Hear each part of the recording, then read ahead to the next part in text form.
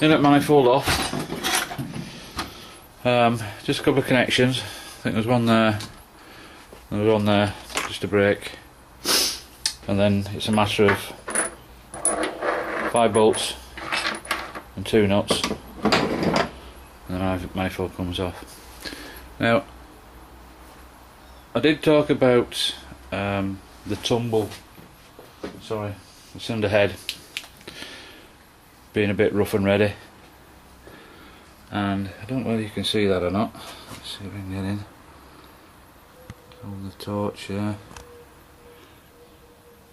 It is absolutely, can't really get it on camera like, but it is as rough as sandpaper. That must be around about a 60 grit, maybe a little bit rougher.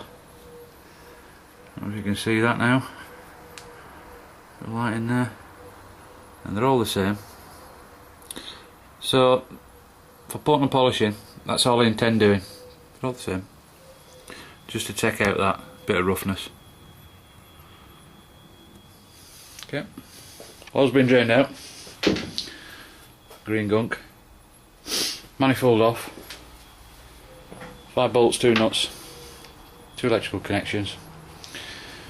The next to come off is the manifold.